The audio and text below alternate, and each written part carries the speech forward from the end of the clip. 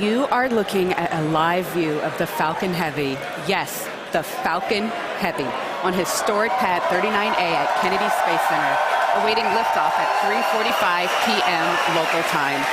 Welcome to our live launch webcast. My name is Lauren Lyons. I'm an engineer in our flight reliability department here at SpaceX, and I am so excited to be here with you today, along with my co-hosts, bringing you coverage of the first ever test flight of Falcon Heavy. At liftoff, Falcon Heavy is going to be the world's most powerful operational rocket by a factor of 2. And today is the day that we attempt to demonstrate that power. And because it is a test flight, there is no satellite customer on board the vehicle today, but the fairing is not empty. We do have some very interesting payloads going up on this flight that we'll talk about later on in the webcast. We'll also walk you through the mission profile because this ain't your typical Falcon launch. We've got 28 engines, 3 boosters, 3 separation events, 3 landing attempts, and there's going to be a lot of activity happening all at once. So this test flight is bound to be exciting one way or another. All right, we've got a ton to walk you through today, so let's get going. Hi, I'm Michael Hammersley, a materials engineer in the avionics department. We're very excited. I'm sure you can hear it. To my right, we have a live view of Falcon Heavy on the pad at Kennedy Space Center. Falcon Heavy is essentially 3 Falcon 9 rockets all strapped together, which means it can carry much larger payloads not only to Earth orbit, but to the Moon and Mars as well. So like Falcon 9, Falcon Heavy is a 2-stage launch vehicle. The big difference is that the first stage in Falcon Heavy is comprised of 3 cores, while Falcon 9 has only 1. Now, each one of these 3 cores has 9 M1D engines, making for a total of 27 engines overall. Altogether, those engines produce 5 million pounds of thrust, which is equal to 18 747s at takeoff. In fact, the engines are producing so much power that we don't run them at full thrust all at once. So during ascent, Falcon Heavy will throttle its thrust up and down in both the side and the center cores in order to balance the aerodynamic and structural loads on the vehicle. So about halfway through the first stage's burn, the 2 side boosters will separate and come back to Earth for a simultaneous landing at Cape Canaveral Air Force Station. More about that a bit later.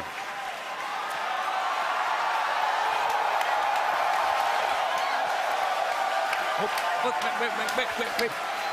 At that point, the mission proceeds very much like a standard Falcon 9 flight. The center core will keep on firing for another minute to burn all of its fuel, and it will perform a standard stage separation from the second stage on top. This second stage, with the fairing right at the very top there, the second stage is exactly the same as any other Falcon 9 flight, except we've loaded a bit more helium onto it this time. Now, that second stage will be sending our payload way out into a Mars-crossing orbit, which we'll also get into a bit later. But all in all, with a successful launch, Falcon Heavy is going to be the largest and most powerful operational rocket in the world. We're very excited to be launching it today. Let's check in on exactly how it's doing.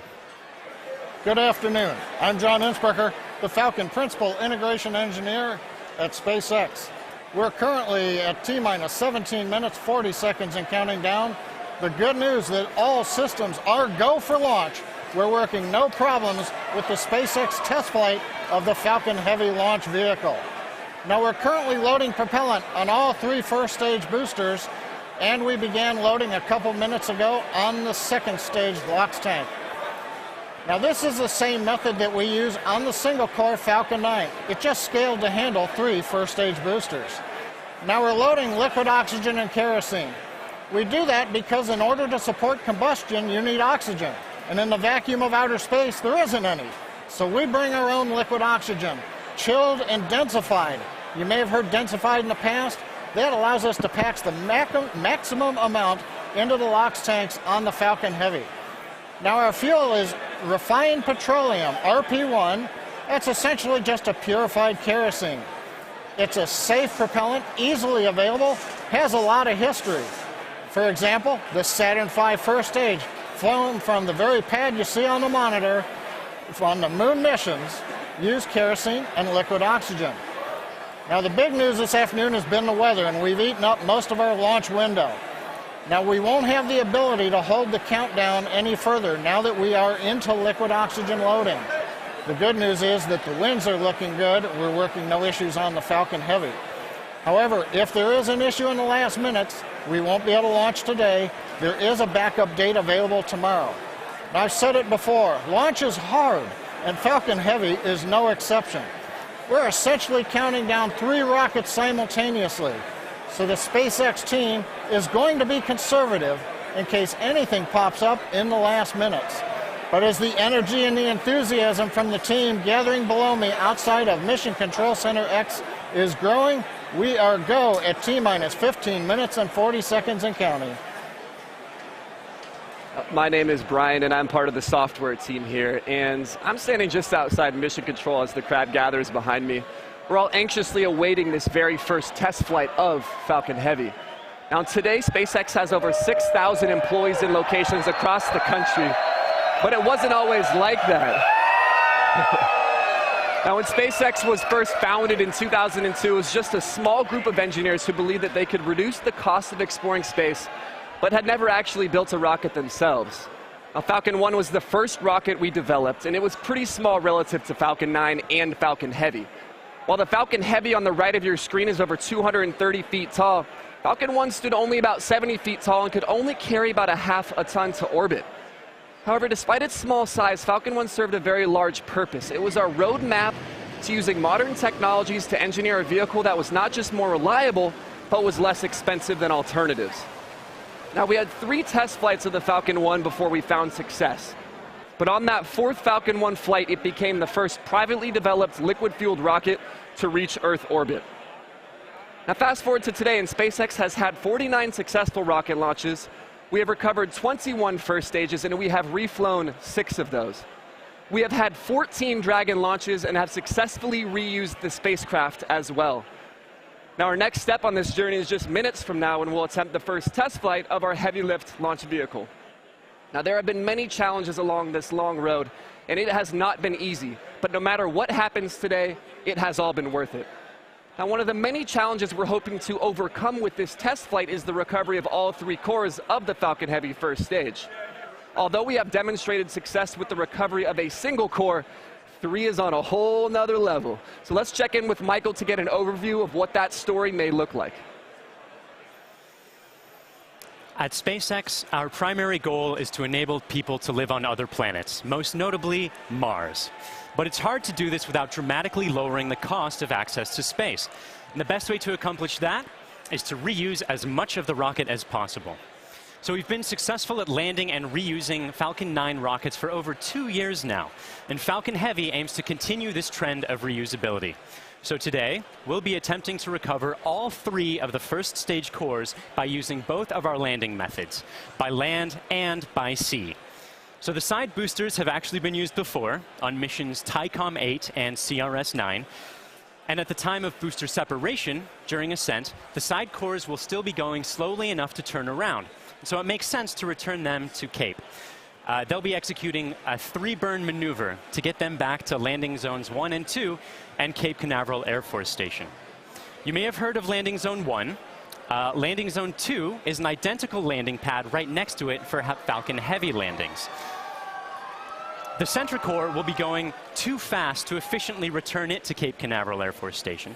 So we're going to use the autonomous spaceport drone ship to catch it about 300 miles off the Florida coast. It will also be executing 3 burns to get there.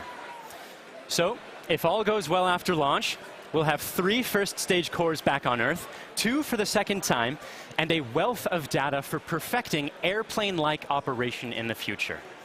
So countdown is still proceeding nominally.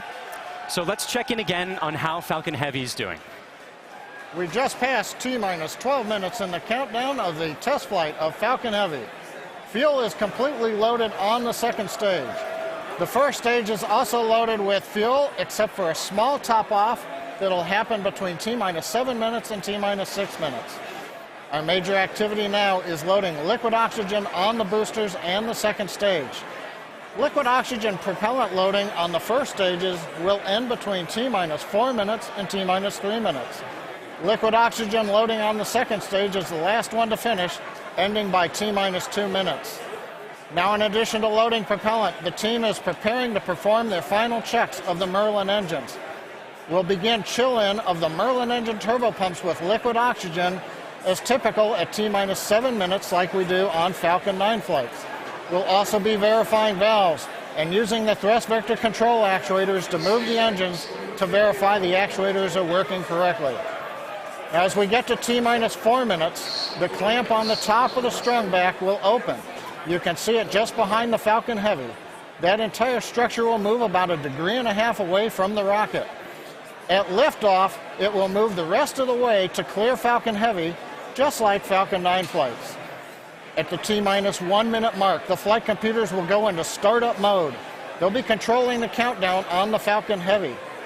What's different in this flight, engine ignition will begin at T-minus 5 seconds on the 2 side boosters, followed 2 seconds later by the center core. Now we're continuing to watch the weather, making sure that the ground liftoff winds don't exceed the maximum, but they're looking good right now. We continue monitoring the upper altitude winds as reported by the balloons. But right now at T-minus 10 minutes and 10 seconds and counting, the Falcon Heavy test flight is go. Because the first flight of Falcon Heavy is a test mission, we do not have a customer spacecraft on board today. Instead, we put something a little special with SpaceX inside the fairing. Now, more often than not, on the first flight of a new rocket, engineers will choose to fly a mass simulator, which is basically a heavy object of some sort to simulate the dynamics of flying a payload, but with little consequence if the mission doesn't work out exactly as planned. And as many of you already know, we have opted to have a little fun with our mass simulator. Stacked inside the fairing is Elon's cherry red Tesla Roadster, and inside of it, a passenger. His name is Starman, but don't worry, he's not human. But he is donning the SpaceX-designed spacesuit that our human astronauts will be wearing on Crew Dragon. And if all goes well today, we hope to get some live views of it as it makes its way into space.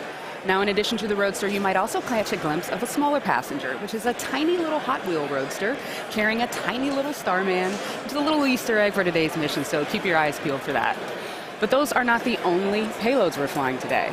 Secured inside the Roadster is another really special passenger called an ARC. An ARC is a 5D laser optical quartz storage device, which is essentially a high-tech, high-data storage unit that can survive in the harsh environment of space. It's built by the ARC Mission Foundation, which is an organization whose purpose is to store libraries of human knowledge and data on these devices and send them off into space with interplanetary travelers, thus preserving human achievements well beyond Earth. On the ARC that's being launched today, the Foundation has stored Isaac Asimov's classic sci-fi series, The Foundation Trilogy, which was the original inspiration for the ARC mission. And given that making humanity a multiplanetary species is the core purpose of SpaceX, launching an ARC on this mission just seemed fitting. And last but certainly not least, a little something special for our hardworking SpaceX team. Mounted on the payload attach fitting, which is the structure that holds the Roadster onto the second stage, there's a plaque on which the names of over 6,000 of our SpaceX employees are engraved. The work that goes into designing, building, testing, and launching a vehicle of this sort is no small feat. And we are super excited to be a part of the Roadster's billion-year journey through the solar system. Now, as Lauren just mentioned, if all goes well today, Falcon Heavy will put the Roadster on board into an Earth-Mars orbit around the sun on a journey that could last for 1 billion years. Now, on a universal scale, this means that the Roadster will be tracing the shape of an ellipse with the sun at one of its fixed points, or one of its foci. Now, we call this heliocentric because it is sun-centered. The outermost distance on that same ellipse will intersect the path that Mars takes while it is on its own journey around the sun. That's quite far away. That will reach a maximum distance from Earth of over 400 million kilometers. In Earth terms, that's about the same as a trip around the equator 10,000 times. Now, during its journey, the Roadster will also reach a maximum velocity of nearly 40,000 kilometers per hour, or about 20 times faster than a speeding bullet. Now, as we said, it should stay up in orbit around the sun for about 1 billion years, and it's a very long, exciting road ahead, and we are thrilled to be able to take the first steps on that journey just 5 minutes from now.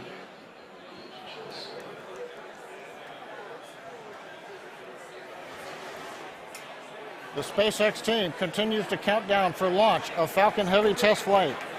Now, once we light the engines, Falcon Heavy will check the power on all 27 Merlin engines, a critical period in the go-no-go for launch. It'll then command release from the ground hold downs. 40 seconds into flight, we'll decrease power on the two side boosters in preparation for maximum aerodynamic loads on the vehicle. Once we get through this period, Falcon Heavy will throttle back up to full power on the side boosters. About half a minute later, we will again throttle down the two side boosters. This time we're decreasing the forces on the rocket structure. At this point in flight, the vehicle is much lighter, having burned off much of the propellant, but we are increasing thrust. 2.5 minutes into flight, we'll fully turn off the side boosters, an event called BECO, Booster Engine Cutoff. At this point, the pneumatic separation system on the center core will unlock the two side boosters and push them away. The side boosters will disconnect first at the top of the center core, then milliseconds later from the bottom, so they'll actually rotate away from the center core slightly. Once the side boosters are clear, the center core will throttle up to full power and burn for another 25 seconds. Finally, at just past 3 minutes after liftoff, the center core will shut down, an event called MECO, Main Engine Cutoff, and the second stage will separate. From this point on, it's like a Falcon 9 mission. The fairing will separate, the MVAC-D upper stage engine fires, eventually sending the stage and payload out into the solar system to orbit around the sun. So that gives you a feel for the sequence of events we're planning on today's flight. So now, at T-minus 4 minutes 45 seconds and counting, let's witness the test flight of Falcon Heavy.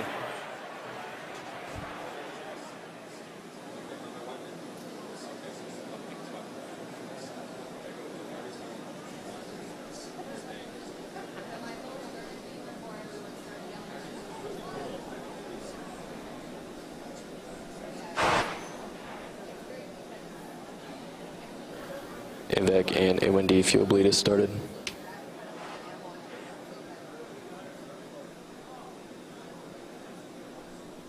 Stage 2 cradle lock slow, throttling to close up.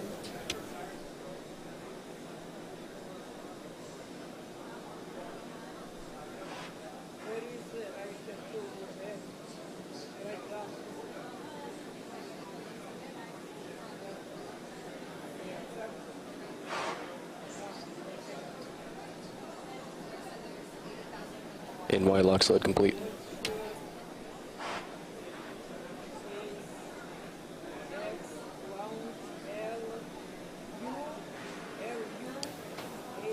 PY lock sled throttling to close up. PY lock sled complete.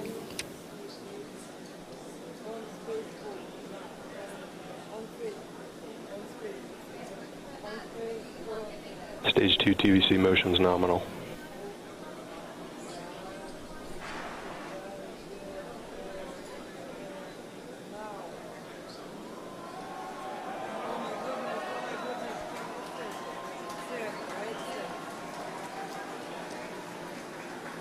BOGO bleed verification. Center core lock sled complete. Strombeck lower has ended. Strombeck's at 88.2 degrees.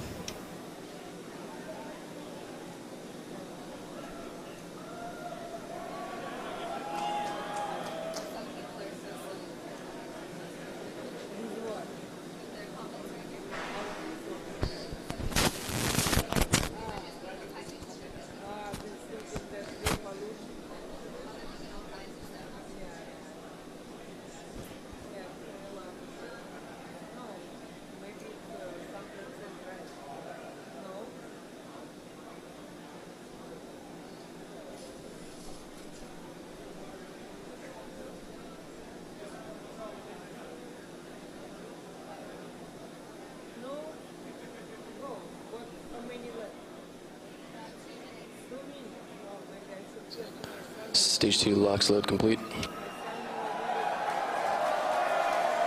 Falcon Heavy prop load is complete.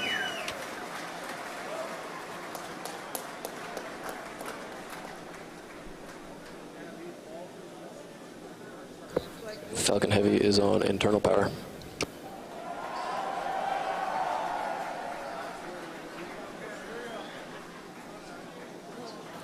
Vehicles in self-align.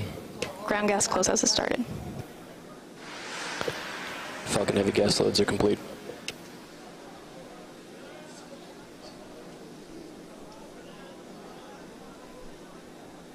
M1D fuel bleed complete.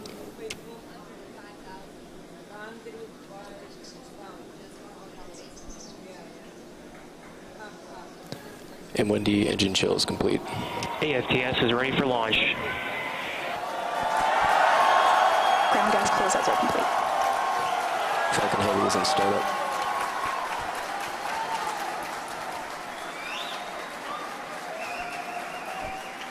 Stage 2 pressing for flight.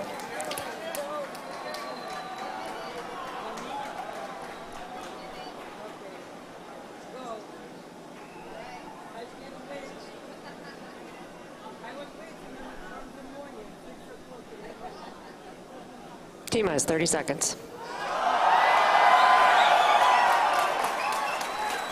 Launch director on countdown 1. SpaceX, Falcon Heavy, go for launch. Falcon Heavy is configured for flight. T-minus 15, standby for terminal count. 10, 9, 8, Side booster ignition. 6, 5, 4, 3, 2, 1, 0. Ignition. Off. Here's Falcon Heavy.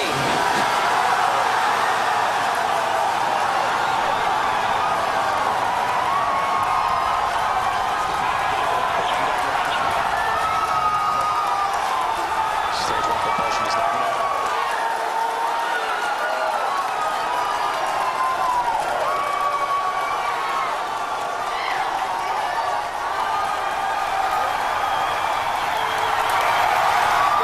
T-plus 30 seconds, if you can hear me over the cheering.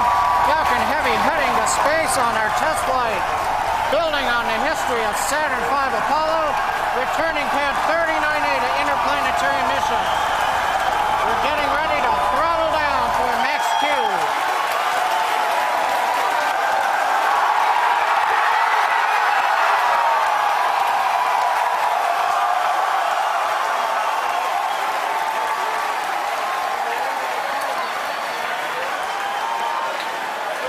Vehicle supersonic. You've heard the call out. Vehicle is supersonic.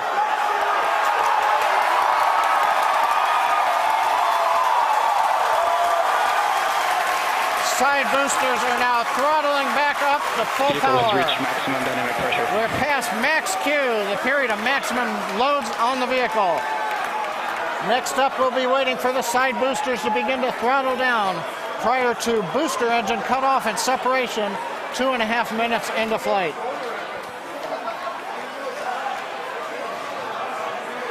GNC trajectory looks good on the Falcon Heavy.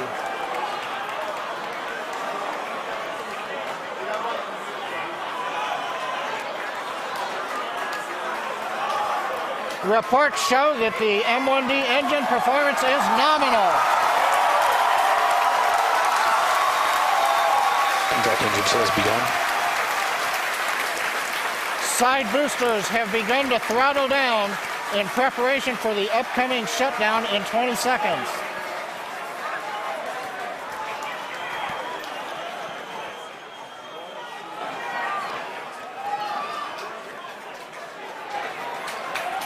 Major event coming up with side booster shutdown and separation. Inside shutdown. Side boosters. Beacon. Center. We're throttling up. S1 keeps going.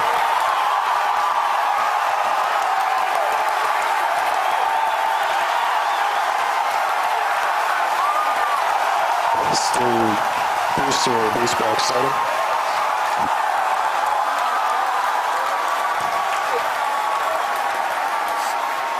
Successful separation. We're coming up on MECO and shutdown.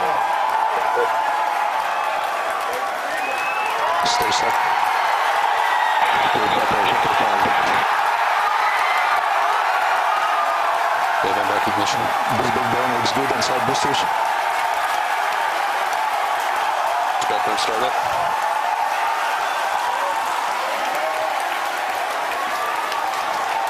Coming up on fairing separation. Center core side engines on power, also look good.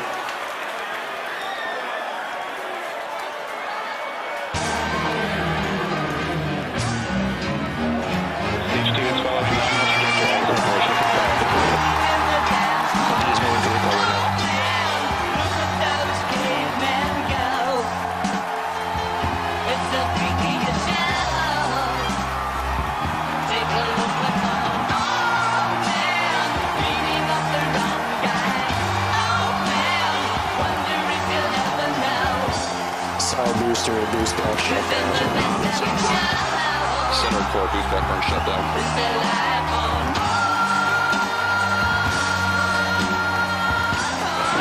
Acquisition of signal.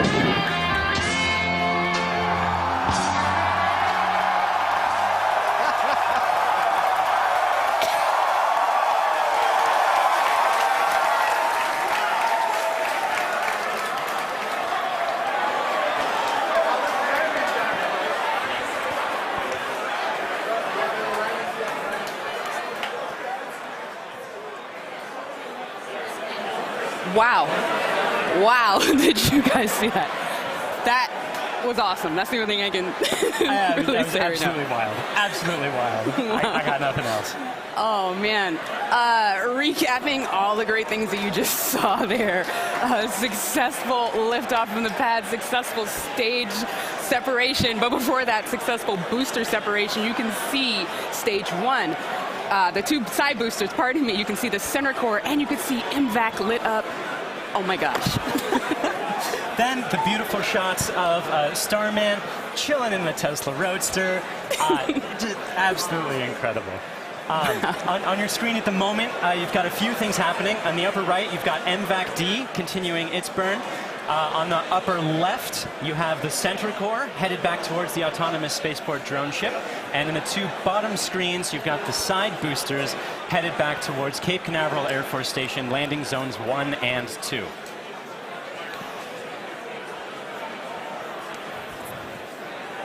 The next step coming up for the side boosters and the center booster is the re-entry burn. That's going to slow it down from, or slow all the boosters down from way faster than the speed of sound to just faster than the speed of sound in order to reduce some of those aerodynamic forces and heating that occurs when you're moving that quickly through the atmosphere.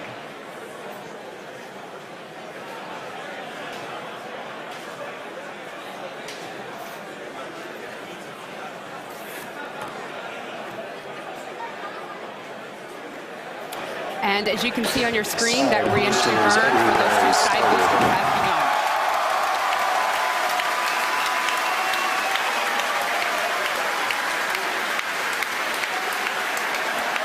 Side boosters entry burn shut down. Side core entry burn started.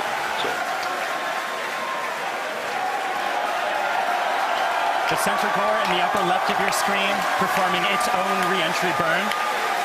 You can see the edge of Cape Canaveral in both of the side booster cameras as those are coming in. PY and NY side boosters have saved. Center core entry burn shutdown. And even though those look very similar, those two boosters' views, those are actually representing different boosters. And they're heading towards Earth. They're about to begin their landing burns. We'll hopefully be able to bring you nice footage of that. Both side boosters transonic. And watch for the landing lights deploy at the tail end of that landing burn.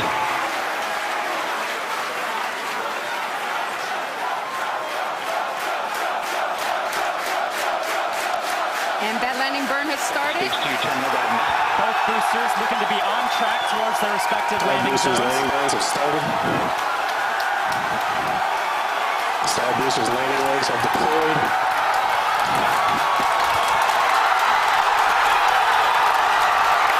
And the Falcons have landed. LZ1, LZ2, both side boosters have touchdown. Landing operators move on to 11.1, recovery 1 and recovery 2. And coming up very shortly, the center core will be attempting its landing on the autonomous spaceport drone ship. You may also be hearing the second engine cut off. Oh, check on your screen. Sometimes this footage goes out when it approaches the drone ship and the heavy vibrations make it lose signal. We're crossing our fingers that's not the case right now. Stage 2, nominal parking orbit insertion. So it looks like that landing is happening at the moment. We have lost signal. We're hoping that signal comes back shortly. Oh, man. Yeah, as Michael mentioned earlier with the vibrations of the rocket and how it shakes up the cameras that are on the drone ship, sometimes we do lose signal or shakes up the antennas. Oh, and we've just gotten confirmation Oh. We're waiting to hear what happens, and so we're listening in, and we're still waiting to hear. We'll let you know as soon as we find out. You'll know. People are cheering, but we'll get the call and know hopefully very, very soon how that center core is doing, whether it's standing up proud on that drone ship or not. Meanwhile, other two landings. Those were absolutely gorgeous. Meanwhile, the second stage is continuing its trajectory towards Mars. It's all looking good there. John Ike, come give us a recap of the full mission. He stands. Well, if you could hear all that cheering, it was an outstanding test flight of the Falcon Heavy.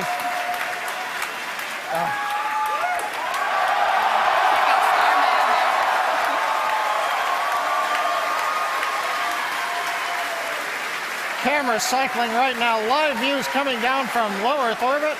The second stage successfully got there, and it got there as the culmination of a great Falcon Heavy test flight. We lit 27 engines, throttled the boosters up and down. We separated the side boosters. They came back spectacular, simultaneous landing. The center core did its job. The second stage did it. Everything that you could want in a test flight, we got here. Now we're just looking for the icing on the cake to find out what happened on the drone show. But all in all, an outstanding test flight for Falcon Heavy. Wow, what an absolutely momentous occasion. Thank you so much to the range for contributing their expertise to today's launch, the FAA for the licenses to launch and land those boosters, as well as the rest of Falcon Heavy. And thank you to you, the viewers, for joining us for a really, really cool moment here. And to find out what happened with the center core and what's going on with Starman as he makes its journey through space and all of our other launches, you can visit us at SpaceX.com and follow us on social media on LinkedIn and Twitter. If you would like to join us on exciting projects like these, please visit SpaceX.com/careers. From the entire grateful team here, thank you again for joining us. We'll see you next time.